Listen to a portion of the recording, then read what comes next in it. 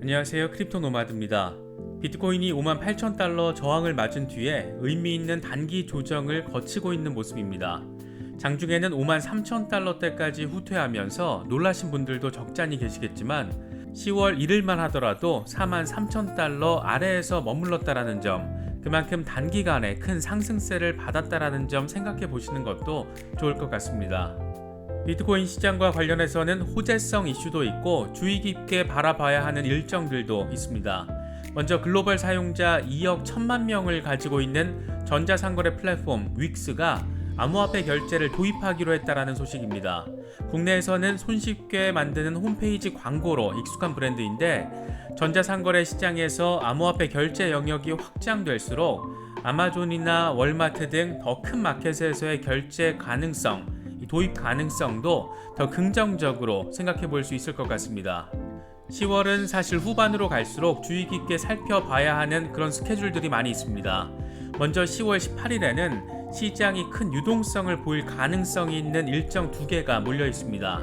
그날은 여차하면 프로시어스의 비트코인 선물 ETF가 승인될 수도 있는 그런 날이면서 또 미국의 금융안전감독위원회 FSOC가 스테이블 코인이 미국의 금융 안정성에 미치는 영향을 공식 테이블에 올려놓고 논의를 하는 그런 날이기도 합니다. 특히 비트코인 선물 ETF에 대한 수요에 대해서 시장이 과대평가하고 있을 가능성에 대한 분석도 제시됐습니다. 블룸버그의 ETF 선임 분석가인 에릭 발투나스가 지적한 건데, 그는 선물 ETF가 과대평가됐을 가능성을 언급하면서도 동시에 비트코인 선물 ETF의 승인을 의심할 여지 없는 큰 발걸음이라고 표현했습니다. 리플의 경우에는 연일 의미 있는 소식이 전해지고 있습니다. 이번에는 4,400만 달러 규모의 ESG 공동투자 펀드를 마련해서 태양 에너지 개발 사업에 투자했다라는 소식입니다. 리플은 최근 들어서 블록체인 기업에서 핀테크 기업으로 더 일반성을 확장하는 모습 계속 보여왔는데, 이번에는 글로벌 기업들의 화두인 ESG 이슈까지 다루면서 브랜드의 확장성을 더 키우려는 전략적인 접근의 모습을 보이고 있습니다. 여러 이슈들이 새롭게 전해졌습니다. 시장을 바라보시는데 조금이나마 도움이 될 수 있으면 좋겠습니다. 본격적인 시작에 앞서서 좋아요와 구독, 또 알림 설정 꼭 부탁드리겠습니다. 영상 제작에 아주 큰 도움 된다는 말씀 함께 드립니다.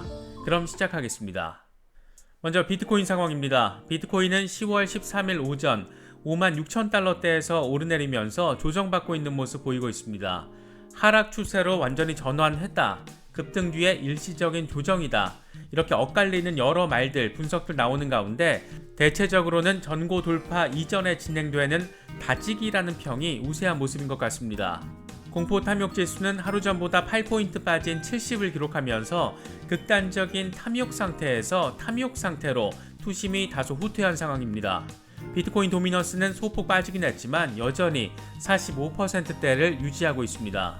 현재 비트코인 상황과 관련해서 코인데스크는 비트코인이 숨고르기를 하고 있는 가운데 5만 달러와 5만 2천 달러 지지를 받을 것이라고 진단했습니다.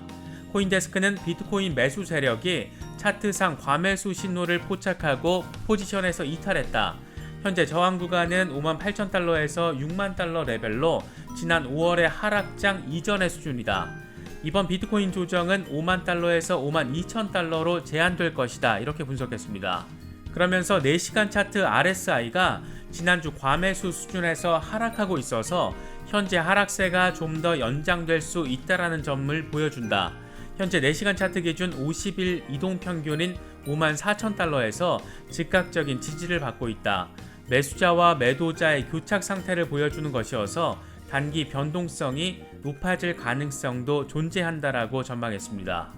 암호화폐 애널리스트 톰 베이지의 경우에는 비트코인이 전고 돌파에 나서기 전에 5만 달러 아래로 후퇴할 수도 있다라고 전망하기도 했는데, 이 같은 우려에 대해서 플랜 B는 크리스마스까지 13만 5천 달러를 돌파할 것이다, 이렇게 기존의 입장을 거듭해서 강조했습니다. 그는 2021년 말까지 비트코인 가격이 6자리 이하를 유지하면 당황할 것 같다, 연말에도 비트코인 가격이 10만 달러 미만이면 내 분석과 투자 모델이 무효화됐다라는 의미다.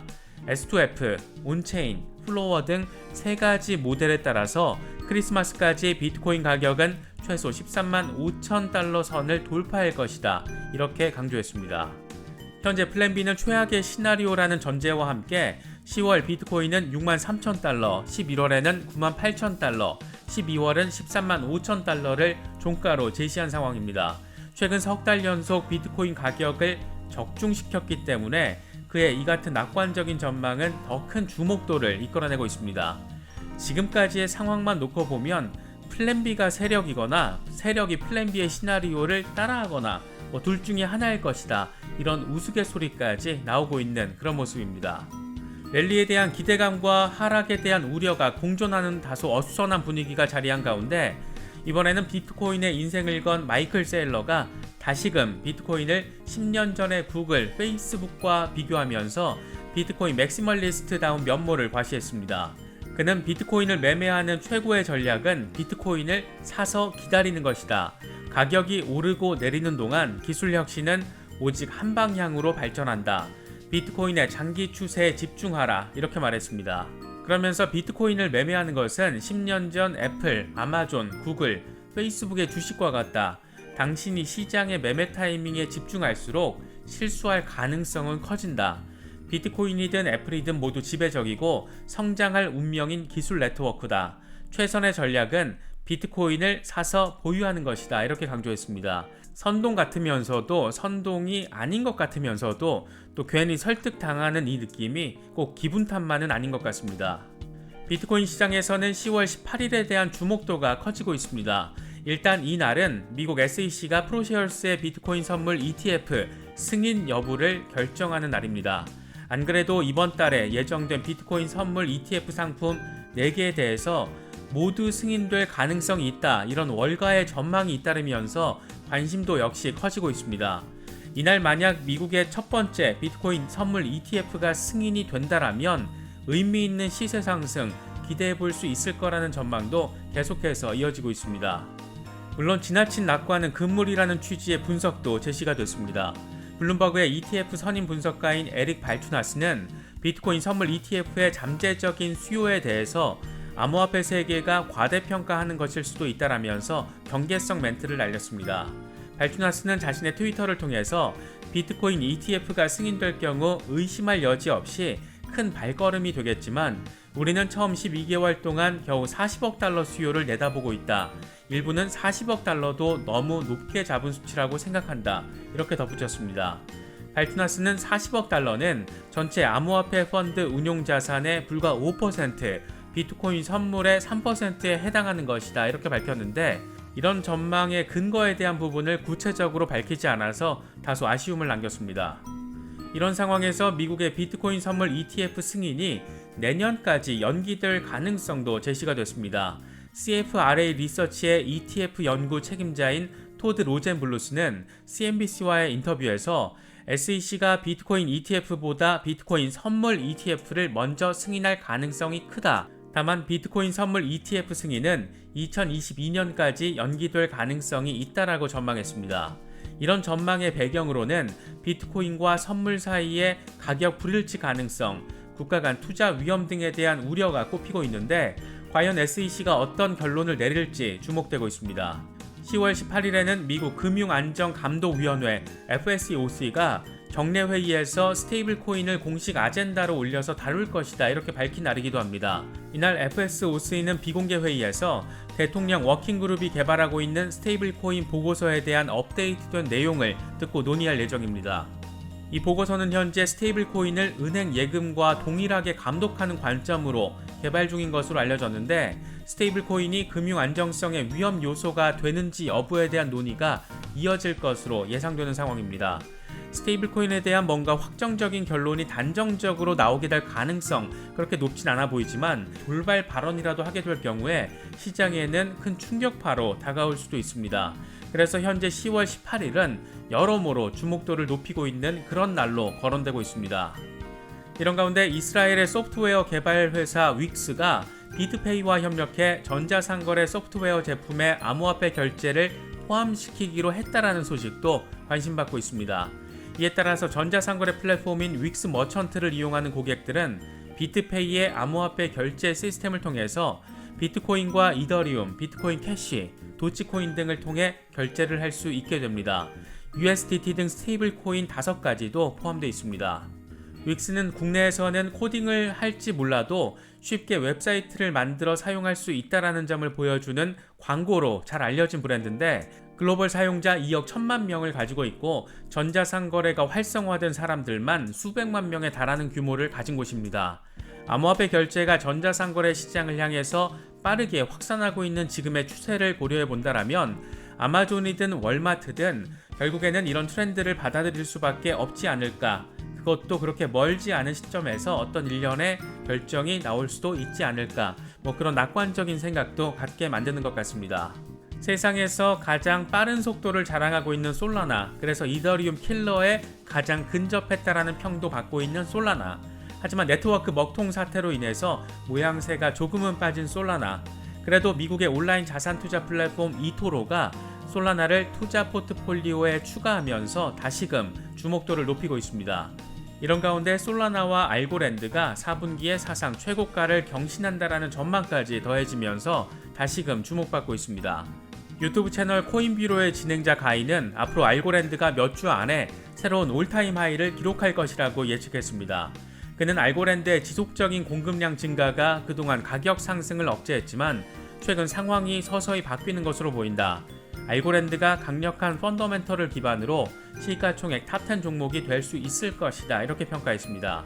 솔라나의 경우에도 시총 규모가 커서 알고랜드에 비해 가격 변동이 적다라면서 몇 주 안에 솔라나가 $220에 도달하면 ICO 투자자들에게는 1000배 수익을 안겨줄 것이다.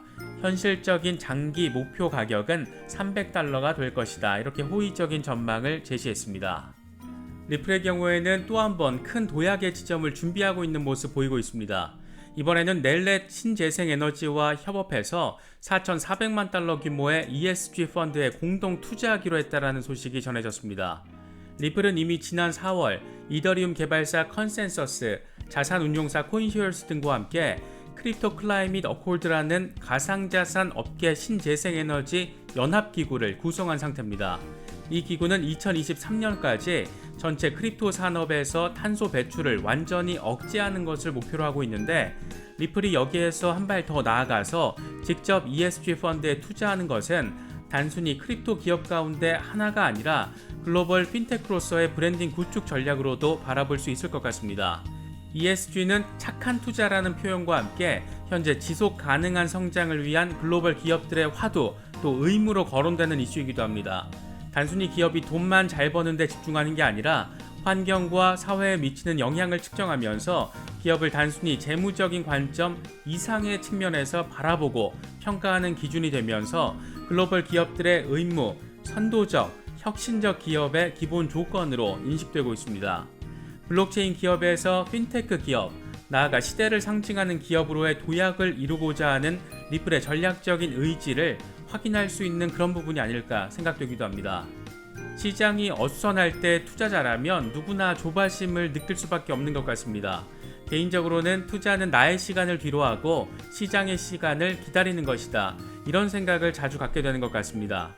마이클 셀러가 말한 것처럼 사놓고 기다려라, 그럼 된다, 이런 발언이 그래서 조금은 더 와닿는 것인지도 모르겠습니다. 롤러코스터를 타고 있는 듯한 그런 느낌이 들기도 하지만 이런 상황을 직접 경험하는 것만큼 큰 공부도 없을 것 같습니다. 이번 영상에 담긴 여러 이슈들이 시장을 바라보시는데, 이런 다소 어려운 시장을 바라보시는데 조금이나마 도움이 될 수 있으면 좋겠습니다. 영상이 도움이 되셨다면 좋아요와 구독, 또 알림 설정 꼭 부탁드리겠습니다. 영상 제작에 아주 큰 도움 된다는 말씀 함께 드립니다. 언제나 성투하시기를 기원하겠습니다. 시청해주셔서 감사합니다. 지금까지 크립토 노마드였습니다.